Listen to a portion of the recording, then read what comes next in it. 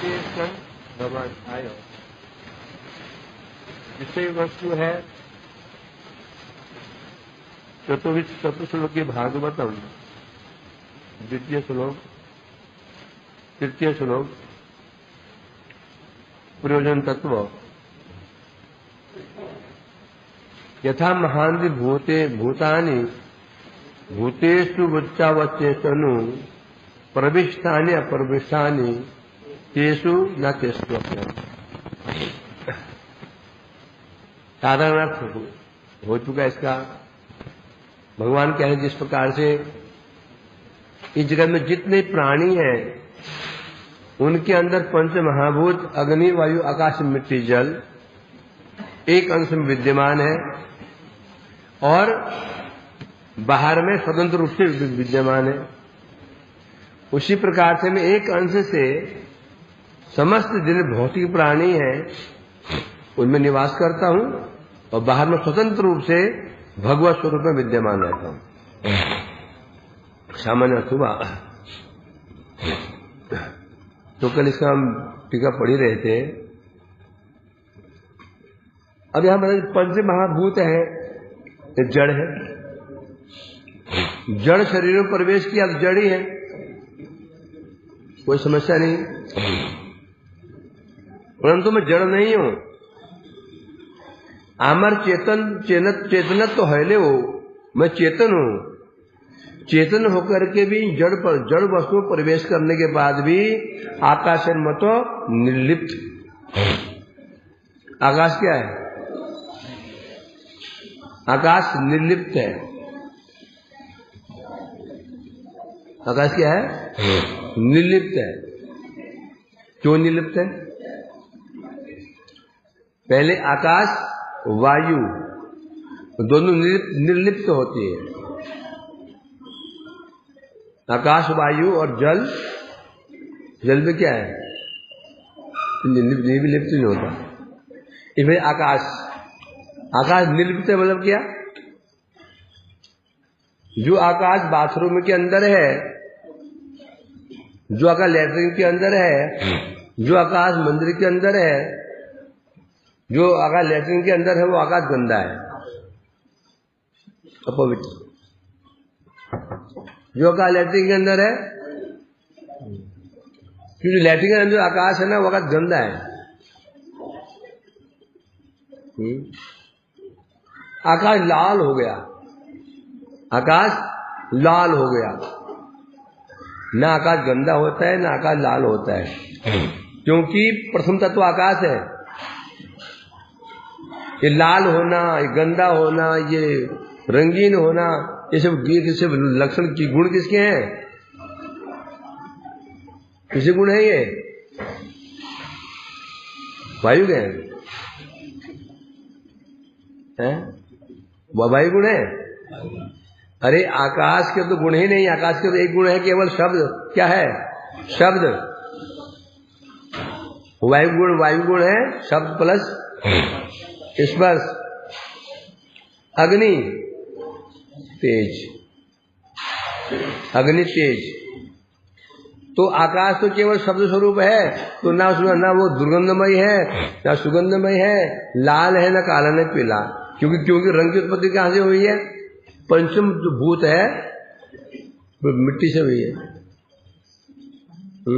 अब अग्नि आकृति तो है ना, परंतु अभी अग्नि भी, क्योंकि अग्नि ना अग्नि सुगंधित होती है ना दुर्गंधमय होती है। होती क्या? ये लकड़ी जलाते हैं, मिट्टी जलाते हैं तो सुगंध हो जाती है। तो अब सुगंध ना आकी है ना दुर्गंध, ना आकी नहीं है। वो आग में जो कण उड़ रहे हैं उनमें सुगंध होती है। जल भी ऐसे ही है, न दुर्गंधमय है न सुगंधमय है, न काला है न पीला है। जल भी ऐसा ही है। जल न दुर्गंधमय न सुगंधमय न लाल न पीला न काला। फिर आती पृथ्वी। पृथ्वी का गुण क्या है? गंध है। आकाश कभी उसमें गुलाल डाल दिया, आकाश लाल हो गया। आकाश लाल नहीं होगा, आकाश में लाल लाल कण छा गए हैं। आकाश अपने आप में निर्लिप्त ही है। जो आकाश वो उसके अंदर है, इसके अंदर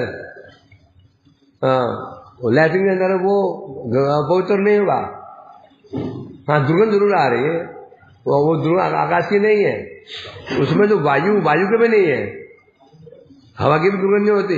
हवा में जो कण उड़ रहे हैं तुम्हारे पेट से, जो महान कण निकले बाहर, वो कण उड़ रहे हैं, उसकी दुर्गंध सुगंध होती है। वैसे आकाश सुगंध में भी नहीं है। हाँ, पार्क में जो आकाश है बड़ा सुंदर है, नहीं।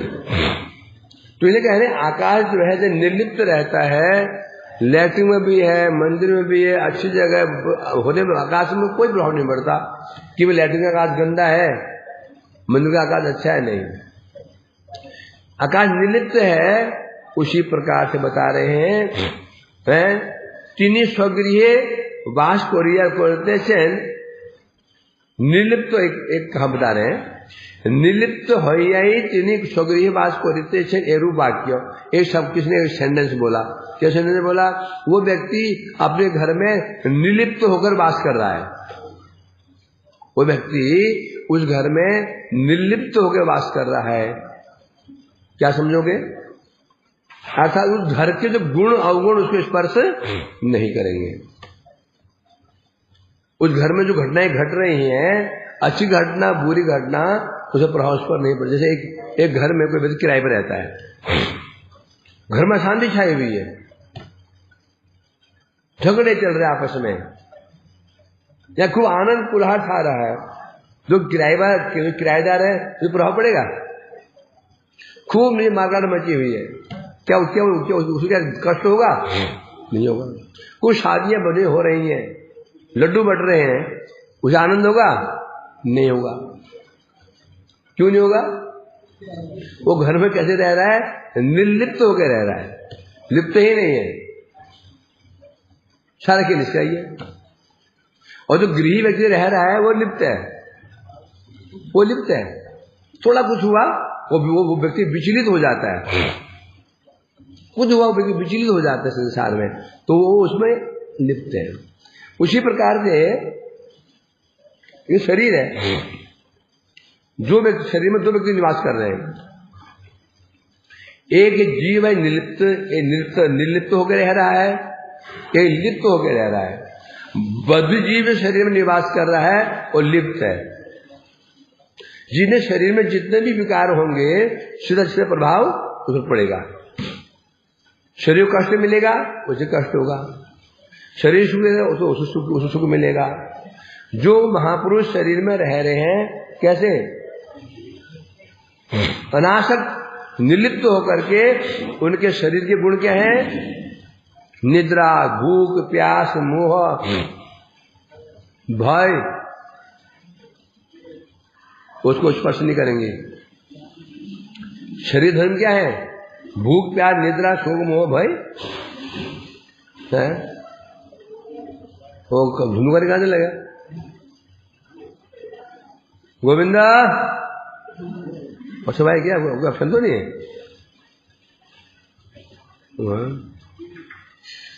तो इसलिए कह रहे हैं यहां पर, तो भगवान तो इसलिए कह रहे हैं निर्लिप्त होकर रहना, वो लिप्त ही नहीं होगा।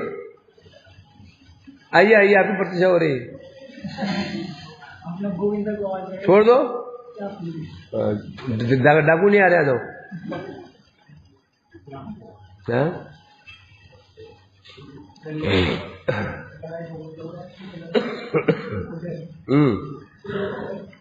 तो बता रहे सामान्य जो पंच महाभूत शरीर में निवास करते हैं और मैं भी निवास करता हूं, अंतर क्या है? पंच महाभूत तो जड़ है, आसक्ति का मतलब भी नहीं। मैं तो जड़ नहीं हूं, तो क्या हूं? मैं चेतन वस्तु हूं। चेतन होते हुए मैं उन जड़ शरीरों में कैसे रहता हूं? निर्लिप्त है। न माम कर्माणि लिम्पन्ति न मे कर्म फल स्पृहा इति अभिजानाति न विद्यते कर्म भिन्ना से बद्यते। हे अर्जुन, जो जान जाते हैं मैं मतलब भगवान शरीर में रह रहे हैं, न माम कर्माणि, न कर्म, न मैं कर्म में लिप्त होता हूं, न मेरे अंदर कर्म फल की स्प्रिया होती है, जो ऐसा जान जाते हैं वो कर्मों से बद्ध नहीं होता। तो यहां बताया जा रहा है तो मैं ऐसे रहता हूं। और ये तात्पर्य क्या हुआ? कहना ऐसे भगवान से क्यों कहना चाहते हैं? यूं कहना चाहते हैं, ये हमारा नियम होता है ना, जिसके लिए हम कुछ भी करते हैं, कुछ भी करते हैं, लिप्त हो जाते हैं। अच्छा तो छोड़ो, बुरा भी, किसी से शत्रुता भी कर लेते हैं ना तो में लिप्त हो जाते हैं। अच्छी बात छोड़ो, किसी में शत्रुता भी हो जाती है तो भी हम लिप्त हो जाते हैं। कैसे? जब कष्ट मिलता है ना हमें मजा आता है, सुख मिलता है हमें दुख होता है। लिप्त हो गए नहीं? वे जो शत्रु है हम उसमें लिप्त हो गए। जब उसे कष्ट मिलेगा हमको तब आनंद की प्राप्ति होगी, जब सुख मिलेगा हमको उसको हमें दुख प्राप्त होगा। लिप्त हो गए नहीं वे? मतलब सीधी बात है, जिसके लिए हम कुछ भी करते हैं लिप्त होना आवश्यक, मतलब कि अवश्यंभावी है। भगवान कह रहे हैं और ब्रह्मा जी, मैं सब शरीर में प्रवेश करके भी सबका नियमन करता हूं, सबका यंत्राणुरानी आत्माया। ईश्वर बोलो ना, हाँ, ब्राह्मण सर्वभूतानि यंत्र, मैं समस्त प्राणियों को अपनी माया के द्वारा मैं भ्रमण कराता हूं। तो मतलब क्या भगवान क्या कर रहे हैं? ये नियमित कर रहे हैं, कंट्रोलर कर रहे हैं, कंट्रोल कर रहे हैं। तो मतलब कुछ कर रहे हैं ना, कर रहे हैं। और क्या कर रहे हैं? पालन कर रहे हैं। पालन पोषण का भगवान ही कर रहे हैं। तो मैं शरीर में रह करके भी इन जीव का पालन पोषण भी कर रहा हूं, नियमन भी कर रहा हूं, तो ही मेरी आसक्ति में बिल्कुल नहीं है। ये बड़ी बात है, ये बड़ी बात है। पालन पोषण भी कर रहा हूं, इनको नियमित भी कर रहा हूं, तो मैं कैसा हूं? निर्लिप्त है। ये विशेषता है।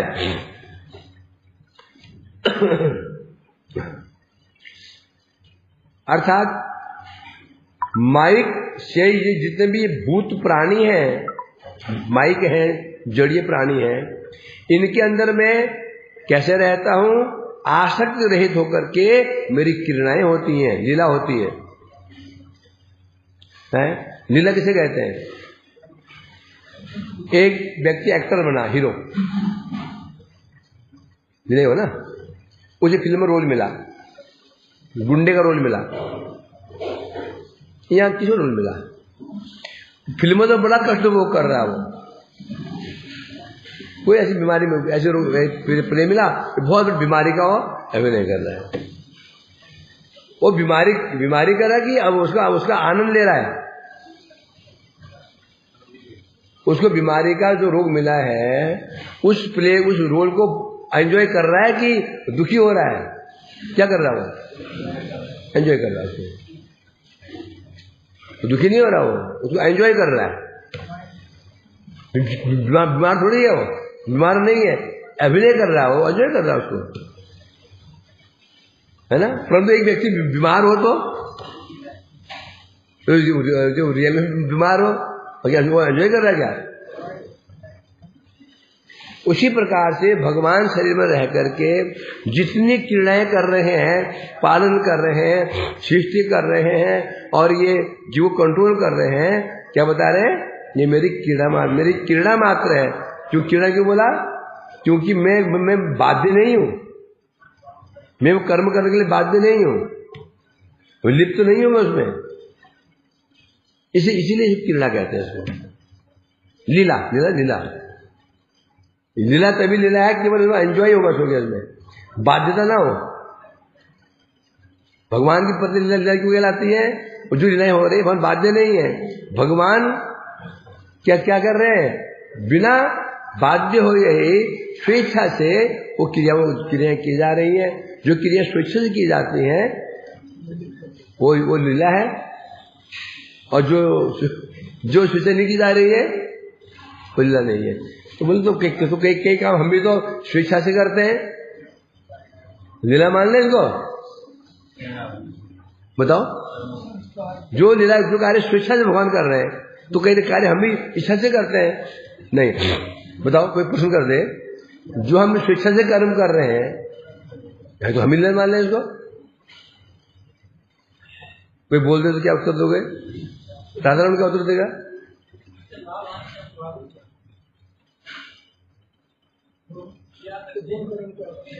स्वेच्छा जगत में है ही नहीं हमारी, हम स्वतंत्र है ही नहीं है। अच्छा कर रहे हैं वो अभी कर्म फल बाध्य होकर के, बुरा कर रहे हैं हम इच्छा करने के लिए स्वतंत्र नहीं है। जीव इच्छा करने के लिए स्वतंत्र नहीं है। आदमी सोचता है, कई बार बोलता है, अरे कुछ भी इच्छा कर लो, कुछ भी इच्छा कर लो। नहीं हो, नहीं कर सकते हो तो तुम इच्छा कर लो। तुम मांस खा रहे हो, इच्छा कर लो, कर सकते हो क्या? हैं? वहां कह रहा खा गया है ना, वो कर सकता है क्या? अब इच्छा करेगा मांस खा लूं, अब नहीं कर सकते हो। मतलब इच्छा भी किसका आधार भी क्या है? हमारे गुण।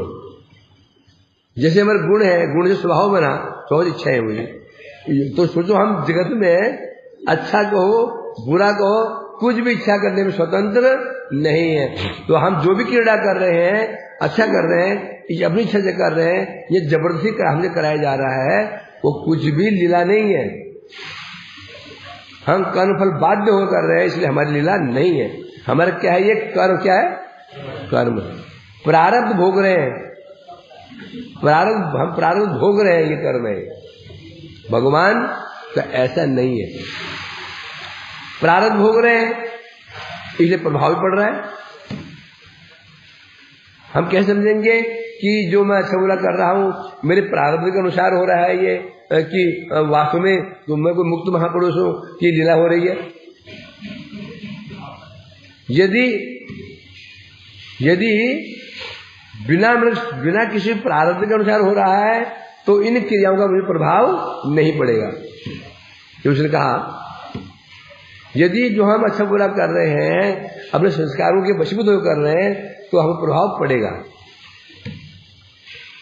अच्छे कार्य करेंगे तो प्रतिष्ठा देंगे, आनंद आएगा। बुरा काम लोग निंदा करेंगे तो भी बुरा लगेगा।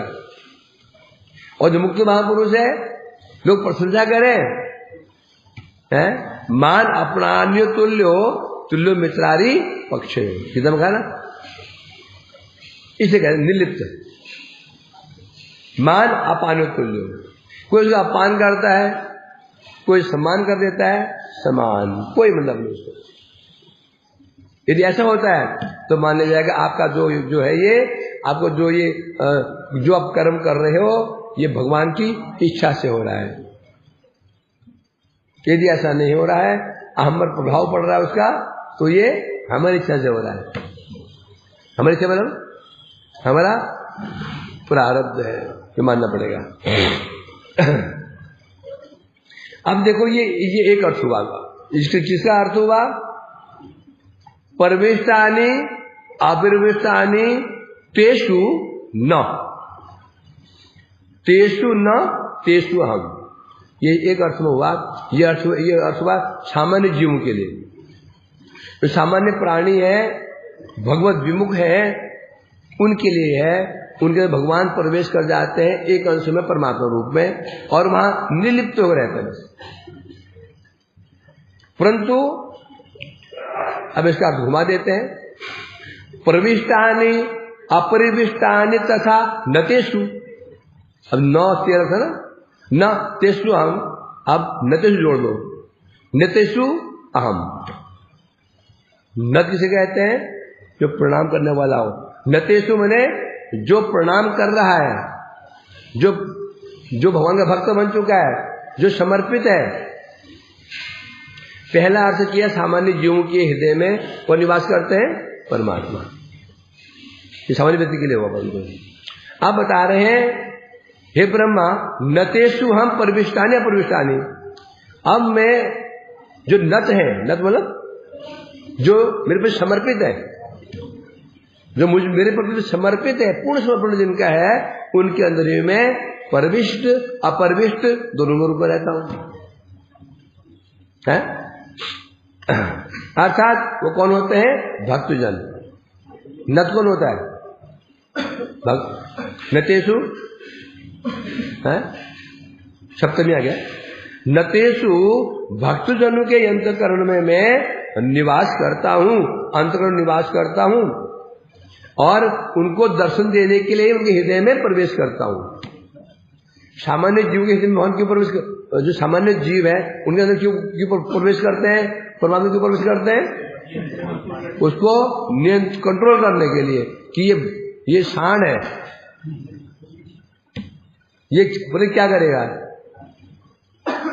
परंतु नतेषु अहम, जो मेरे नत हैं, जो मेरे जो प्रणत हैं, मेरे ऐसे महान भक्त होते हैं, उनके अंदर प्रवेश कैसे करता हूं? अंतःकरण में उनके हृदय में उन्हें दर्शन देने के लिए।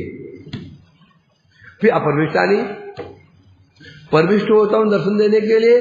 फिर अपर्विष्टानि, अपर्विष्टानि क्यों? अपर्विष्ट होकर के उनको मैं बाहर भी अपने उसके नेतृत्व के आगे अपने आप को मैं प्रकाशित करता हूं। अंदर में तो दर्शन करता ही करता है और बाहर भी वो मुझ को अपने नेतृत्व से दर्शन कर पाए है। नैने निसौंदर्य अर्पणजन्य, कि बाहर से वो व्यक्ति मेरे को भक्त अपने आंखों से मेरा दर्शन करे। नासिका ने सौरभ्य प्रवेश निमित्त, उसकी नासिका में अपने चरणों की सुगंध को प्रवेश कराने के लिए। तहादे से कथोपकथन करते, तहादे कर्ण, उसके साथ में वार्तालाप, उसके साथ में वार्तालाप करके उसके कर्णों को आस्वादन कराने के लिए। स्पर्श आलिंगन द्वारा उसको स्पर्श आलिंगन करके प्रत्यक्ष रूप में उसको स्पर्श सुख का आस्वादन कराने के लिए मैं अपर्विष्ट की भांति बाहर में रहता हूं। अंदर है दर्शन दे रहे हैं। और भक्ति की समस्या क्या है? भक्ति के और हृदय में दर्शन से संतुष्ट नहीं होना। हम पढ़ेंगे ना अभी द्वितीय खंड पढ़ेंगे भागवतामृतम का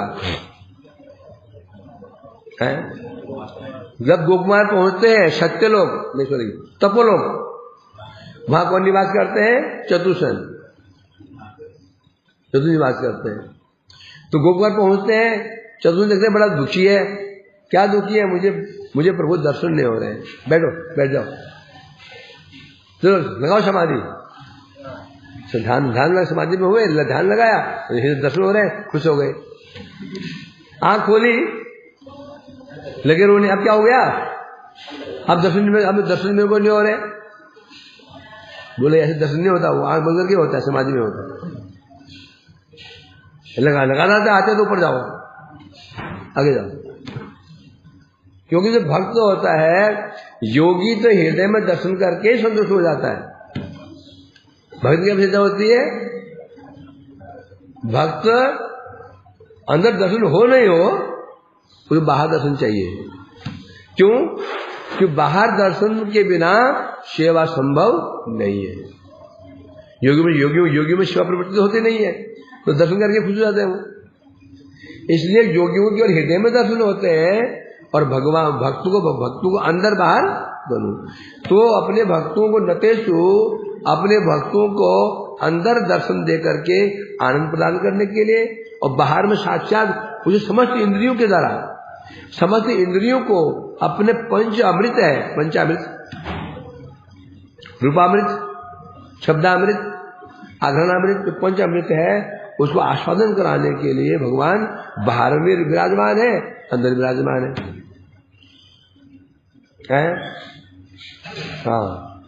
ये सकल गुणातीत भक्त गण के परित्याग कोरिते असमर्थ होइया, अंतःकरण और बाहिर आसक्ति रहते होइया विलास कोरी। अब बता रहे हैं यहाँ पर, पहले बताए परमात्मा के लिए वो कैसे रहते हैं? निर्लिप्त। वो कैसे रहते हैं? और निर्लिप्त रहते हैं। परंतु भगवान यहाँ कह रहे हैं, हे वर्मा जी, ऐसे मेरे गुणातीत भक्त होते हैं, मैं उन्हें प्रत्याग करने में समर्थ नहीं होता, मैं उन्हें प्रत्याग नहीं कर सकता। इसलिए अंदर में भी और बाहर में भी हमेशा उनके साथ में क्रीड़ा करता रहता हूं, उन्हें मैं छोड़ नहीं सकता। यही हमारा प्रयोजन। क्या प्रयोजन है? प्रयोजन क्या हमारा? नित्य कृष्ण सेवा। ये प्रयोजन तत्व है।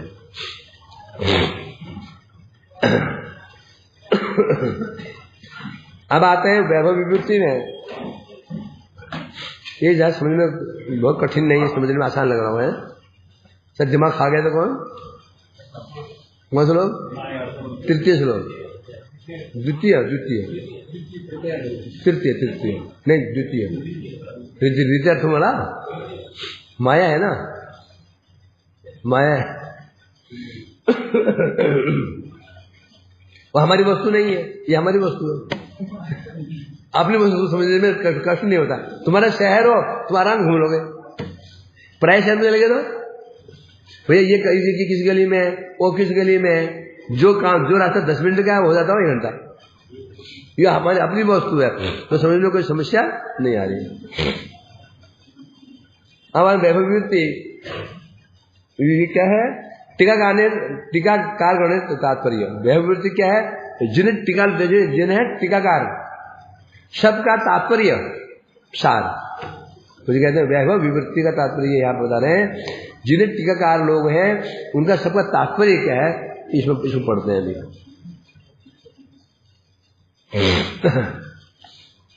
एक रहस्य ब्रह्मा, एक रहस्य तत्व सुनो। अब रहस्य तत्व है सरहस्यं च अंगं च गृहाण गतमया। तो भगवान ने किन तत्व बोले थे ब्रह्मा जी को? ब्रह्मा जी क्या बोला? मैं किन तत्व तुम बताऊंगा विजय। बोला आज बीमार हूं, आज मैं पूछो, कल पूछ लेना। कल नहीं बोलता, आज के जाओ। भगवान ने ब्रह्मा को क्या बोला? मैं किन तत्व ज्ञान दूंगा।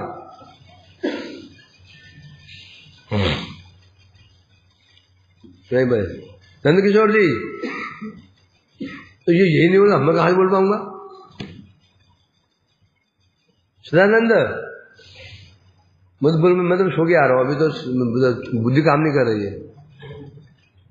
राधा रामन विज्ञान और 4 चीज, विज्ञान, अनुभव युक्त ज्ञान विज्ञान, रहस्य, तद अंग। तो एक ज्ञान हो गया सामान्य, फिर विज्ञान, फिर तीसरा और अंग रहस्य। रहस्य क्या हुआ? प्रेम भक्ति। अंग क्या हुआ? साधन भक्ति। कुल मिलाकर के ज्ञान विज्ञान संबंध में आ गए, रहस्य प्रयोजन में आ गया, तदंग अभिधेय में आ गया। इस प्रकार से ये चतुर्श्लोकी भागवत है ना, 3 तत्व इसमें प्रकाशित है। संबंध, अभिधेय, प्रयोजन। ये 3 तत्व ही भक्ति का आधार। वैष्णव धर्म का आधार क्या है? पिलर क्या है? 3 तत्व, संबंध, अभिधेय, 3 तत्व है। ये इस पर ही वैष्णव धर्म टिका हुआ है। एक का भी हमको ज्ञान नहीं हुआ या एक को नहीं माने तो समझो वैष्णव धर्म क्या हो गया? खंडित कर दिया हमने। इन्हें कहते हैं एक भागवतार्क मरीचिमाला। शब्द क्या है? भागवतार्क मरीचिमाला का क्या होता है? भागवत रूपी सूर्य के किरण मालाएं। भागवत सूर्य है, अर्थ सूर्य, किरण माला माने होता है समूह, किरणों का समूह। ये जो टीका है भागवतार के मरीचिमाला ग्रंथ का तात्पर्य है भागवत रूपी सूर्य की जितने किरणें हैं, किरणें कहने से मुख्य मुख्य तत्व जितने भी हैं उसे कहते हैं भागवतार्क मरीचिमाला। ग्रंथ है ना भागवतार्क मरीचिमाला। भागवत जितने मुख्य मुख्य तत्व हैं सब उसे कहते हैं मरीचि। मरीचि में क्या होता है? किरणें। माला मैंने समूह, माला समूह माला। अतः ब्रह्मा जी अब सुनो रहस्य तत्व क्या है।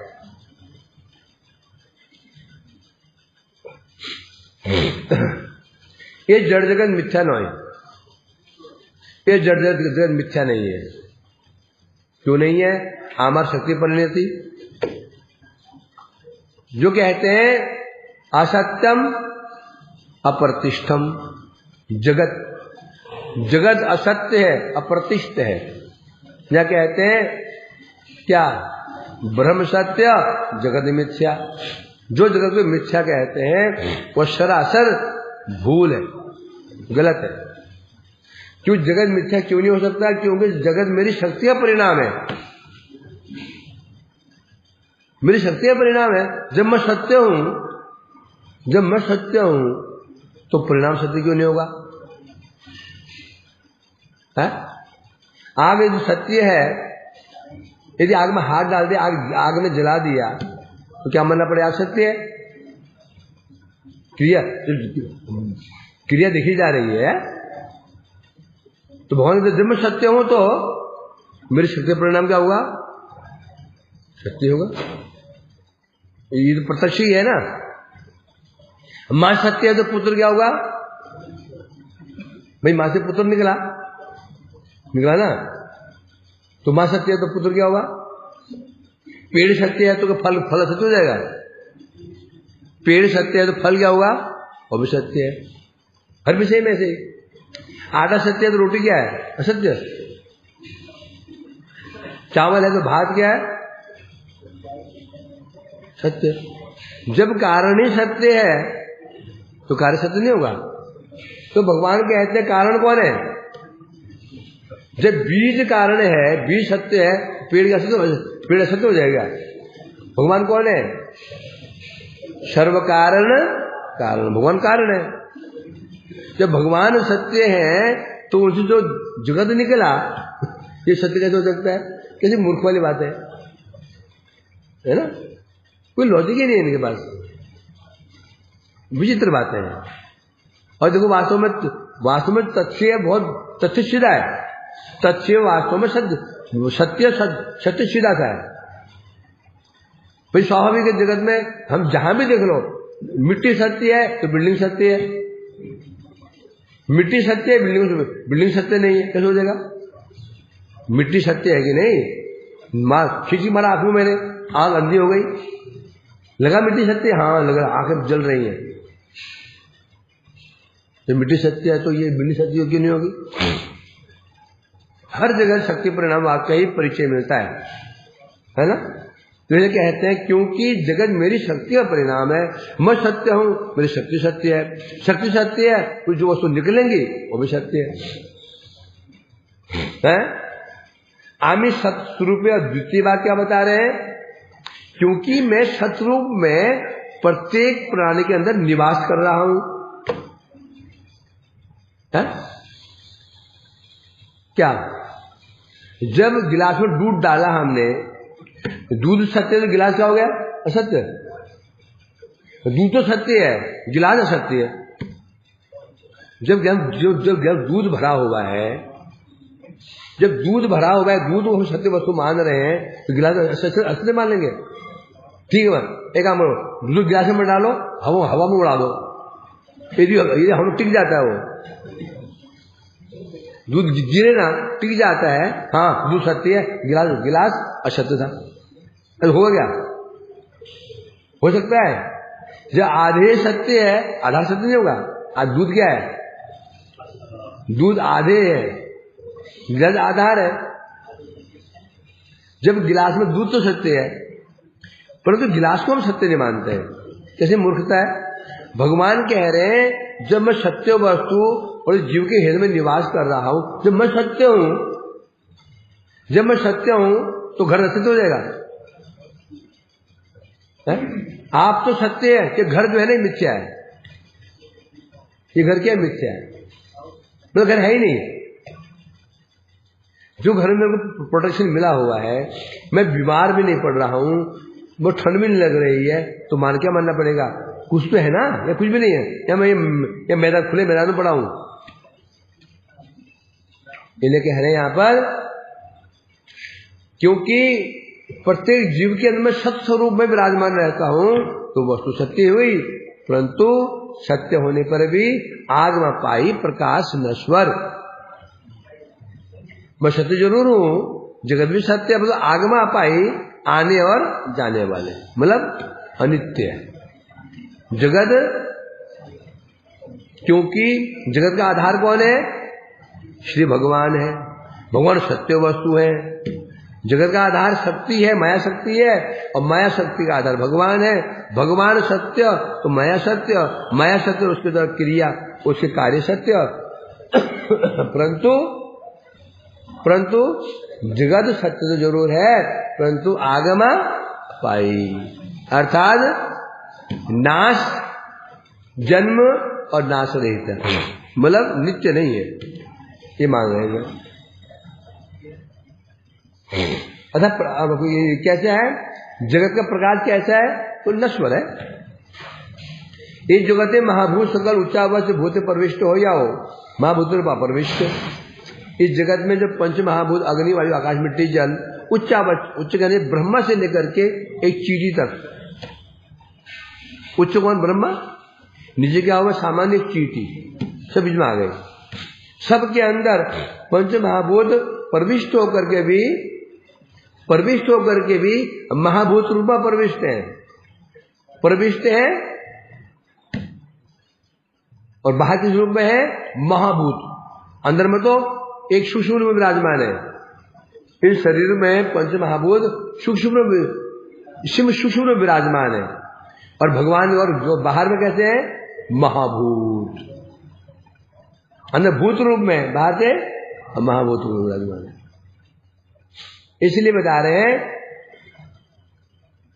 हाँ, प्रविष्ट शरीर रूप। जैसे इन शरीरों में पंच महाभूत एक अंश मात्रा में है, और बाहर से विभू विशाल रूप में विराजमान है। अंदर मिट्टी 250 ग्राम हो सकती है, 1 किलो हो सकती है, बाहर कितनी होगी, कोई था नहीं है। अंदर जल हो सकता है 1 किलो, 2 किलो, 3 किलो, बाहर कितना है। शरीर में अग्नि हो सकती है, बाहर कितना अग्नि है। अंदर आकाश हो सकता है, कितना होगा, बाहर कितना है। उसी प्रकार से आमी और शक्ति परिणाम रूपी जगते अनप्रविष्ट होइयाओ, अनुप्रविष्ट होइयाओ, आम चिद्धाम गोलो वृंदावन प्रोम आदित्य में स्वरूप पूर्ण विराजमान। अर्जुन, वैसे ब्रह्मा जी, उसी प्रकार से मैं अपनी शक्ति का परिणाम स्वरूप जगत या भगवान की शक्ति का परिणाम है, तो इस जगत जो जगत है, जो शक्ति का परिणाम है, उस जगत में अणु सूक्ष्म रूप में, एक अणु रूप, अंश रूप में विराजमान रह करके भी अपने चित्त धाम में, वैकुंठ में मैं कैसे रहता हूं, चिद्धाम, गोलोक, वृंदावन, वैकुंठ आदि में पूर्ण रूप से विराजमान कैसे रहता हूं, पूर्ण रूप से। शरीर में जैसे मिट्टी 250-300 ग्राम हो सकती है, और पूर्ण बाहर में कितनी है, पूर्ण रूप से। जल अंदर कितना, 1-2 किलो हो सकता है, बाहर कितना, पूर्ण रूप में। उसी प्रकार से बता रहे हैं, मेरे शक्ति का परिणाम जो जगत है, इस जगत में मैं अणु रूप में, मतलब अंश रूप में विराजमान हूं, है ना। विषभ्याम इदं कृष्णम एकांशेन इष्टो जगत। हे अर्जुन, मैं संसार में एक अंश रूप में विराजमान रह करके जगत को धारण कर रहा हूं। धारण कौन कर रहा है, जगत सत्य क्यों है, जगत सत्यता क्यों है, क्यों आधार भगवान है, तो धारण कौन कर रहा है, धारण कौन कर रहा है? भगवान धारण कर रहे हैं। तभी तो जगत जगत है। तो इसलिए कह रहे हैं यहां पर मैं धारण करता हूं, और परंतु ये तो इस शक्ति के द्वारा उत्पन्न जगत में, परंतु जो मेरा अपना धाम है, जो नित्य है, जो माया से प्रकाशित नहीं है, तो मेरा नित्य धाम है वैकुंठ, वृंदावन, गोलोक इत्यादि, वहां मैं अपने पूर्ण रूप में विराजमान रहता हूं। हमार जीव शक्ति परिणति, जीव सकल स्वभावता हमार प्रणव दास। अभी जगत बताया, जगत किसी परिणति है? भगवान की माया शक्ति की परिणति। परंतु ब्रह्मा जी तो जीव है ना, ये जीव स्वभावतः मेरा प्रणत दास है। जीव स्वभावतः मेरा दास है, प्रणत दास है। जीव प्रण में होता है कि समर्पित दास है, समर्पित दास है जीव। क्यों है? तो जीव भगवान प्रणत दास क्यों है? क्योंकि जीव है स्वरूप शक्ति का अंश। स्वरूप शक्ति कैसी है? प्रणत। अंश भी जीव शक्ति, वो भी क्या है? प्रणत। वो जीव शक्ति का अंश जीव, जीव क्या होगा? प्रणत। स्वभावतः जीव स्वभावतः प्रणत है। चाहे वो वर्तमान में भी, चाहे वो अभी क्या हो रहा है? प्रणत नहीं हो रहा है। भाई माने ना माने, अब अभी अपने को प्रणत नहीं मान पा रहा है। क्या पिशाची पाइले जे ना मति छन्न है माया से भाव होता है। जैसे ब्राह्मण बालक माता पिता का बड़ा आज्ञाकारी है, बड़ा आज्ञाकारी, माता पिता का आदेश पालन करता है, सेवा करता है, आदेश पालन करता है, बड़ा ही सत्पुत्र है। परंतु उसको भूत ने पकड़ लिया, एक उदंड भूत ने पकड़ लिया। एक प्रेत आत्मा जो उदंड, भाई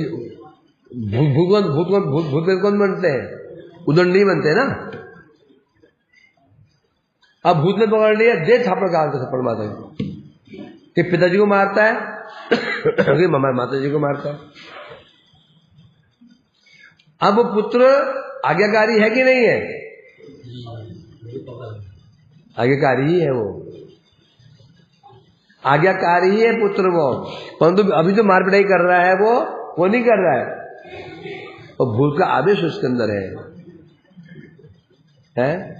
जिस आवेश हट जाएगा, आज्ञाकारी ऑलरेडी आज्ञाकारी है। तो तुमको मैं कहूं, जो सभी परिणत है, सुअर को, कुत्ता के, बंदर के, सभी परिणत है। वर्तमान वास्तव में क्या हुआ? अविद्या के कारण हमारा अध्यास हो चुका है। क्या हो गया? अध्यास। इन देह शरीर देहों के प्रति हमारी आसक्ति हो चुकी है। तो वो जो हमारा स्व प्रवृत्ति थी वो लुप्त हो चुकी है, नष्ट नहीं हुई है। आत्मनिक अभाव नहीं हुआ, ये संभव नहीं है, संभव नहीं है, ये आत्मनिक अभाव नहीं हुआ। जैसा एक व्यक्ति अच्छा प्लेयर था, भूत ने पकड़ लिया,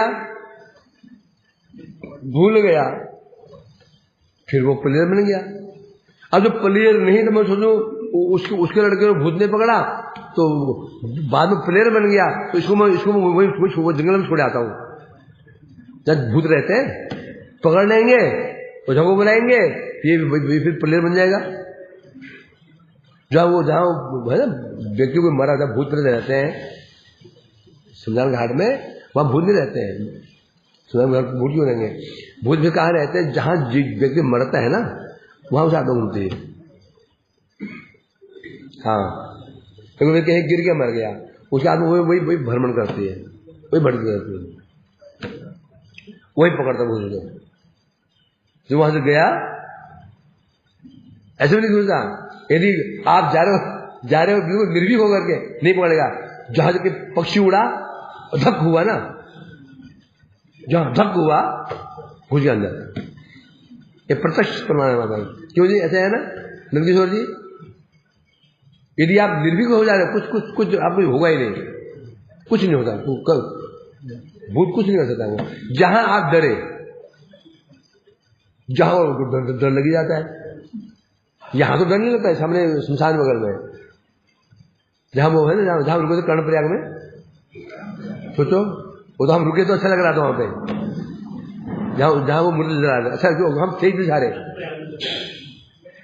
वो जो कोड़े बना रखे थे ना, तो हम अच्छा क्यों लग रहा था? मुर्दा जल रहा था, हमें डर क्यों नहीं लगा? उस भूत थे। अब जब शाम के समय ना आसपास कोई नहीं रहेगा और शौ नदी की आवाज, डर लगता है, नदी की आवाज डर लगता है। मुझे कभी कोई खराटे लेता, नींद नहीं आती है, और है ना अतुल कृष्ण, मुझे खराटे यहां से लेकर गेट तक आवाज आती है, मुझे पता ही नहीं चला क्यों, नदी की आवाज। तो जब जाओ तो छोड़ेंगे, शाम 6 बजे होता है ना। अरे और दूर मतलब ये ना केसी घाट, केसी घाट आगे कोई 20-22 साल पहले संध्या के जाते आदमी डरते थे, डर लगता था। सुनसान बिल्कुल, बड़ा पीपल का पेड़ और आगे कुछ नहीं, सुनसान, कुछ भी नहीं था। एक विद्यालय था बगल में और बंद, और पूरा सुनसान, जो क्या जानते सुनसान बिल्कुल रहता था।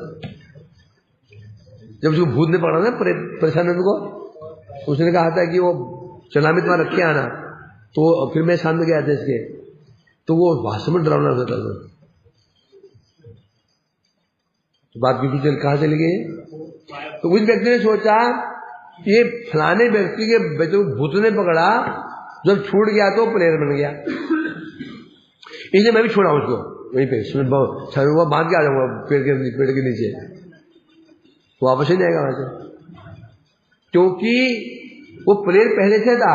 प्राग अभाव होता है ना, 2 अभाव होता है, प्राग अभाव, आतंतिक अभाव। वो प्लेयर था, परंतु वर्तमान में भूत ने पकड़ लिया, तो उसका जो प्लेयर खेलने की प्रवृत्ति थी वो क्या हो गया?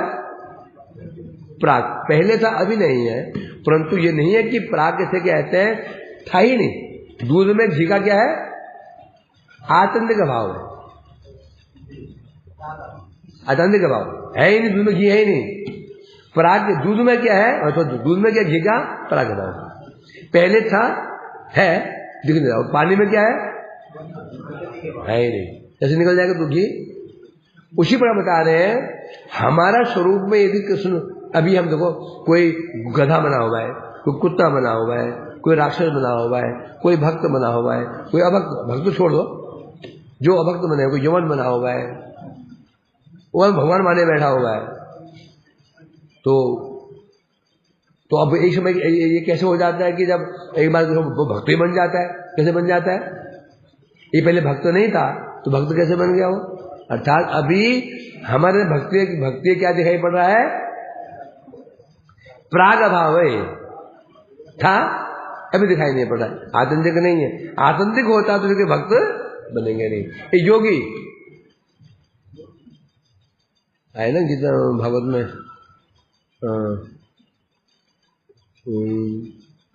बहुनोपि योगिनो तद अर्पिता कर्म लब्धया, नहीं, वो भगवान कहते हैं अर्जुन को, पहले बहुत योगी हो चुके हैं, निज कर्म लब्धया, जिन्होंने अपने कर्म अर्पित करके मुझे प्राप्त कर लिया। योगी लोग भी, योगी लोग उनका सिद्धांत क्या है? ईश्वर मिलकर के एक हो जाना। तो वो योगी, जो योगी व्यक्ति था, वो भक्त कैसे बन गया? यदि अंदर भक्ति नहीं होती तो ज्ञानी व्यक्ति, परम ज्ञानी सुखदेव जैसे, चतुर्सन जैसे, ये भक्त कैसे बन गए? ये नहीं होता तो इसलिए भगवान कह रहे हैं जीव स्वभावतः मेरा प्रणत दास है, ताहाजर भीतरे परमात्मा प्रविष्ट थके आमा चिद्धामे, तो मैं उनके अंदर परमात्मा रूप में प्रविष्ट होकर के भी चिद धाम में, अपने चिन्मय धाम में क्या प्राप्त प्रेम जीव, जो जीव प्रेम प्राप्त कर लेता है, उनके साथ में अपने धाम में निरंतर लीला करता रहता हूं। जो अभक्त है वहां तो परमात्मा में विराजमान हुई हूं, जो मेरे प्रणत दास हैं उनके साथ में उनके साथ में अपने चित्त धाम में क्या करता रहता हूं, उनको सामने लेकर के निरंतर लीलाएं करता रहता हूं। यही हमारा प्रयोजन तत्व। प्रयोजन क्या है? कृष्ण प्रेम ही प्रयोजन है।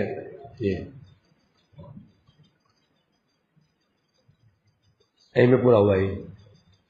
अब इसका पढ़ेंगे, इसका अमृत प्रभा भाष्य पढ़ लेंगे, ठाकुर भक्ति विनोद का अच्छा है, फिर इसको हम प्रणाम कर देंगे, क्योंकि ज्यादा अटके भी अटक जाएंगे इधर ही।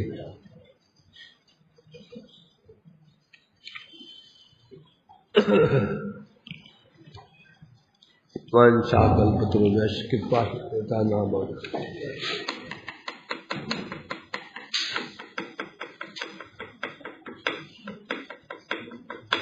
बोलो बोलो तुलसीदास।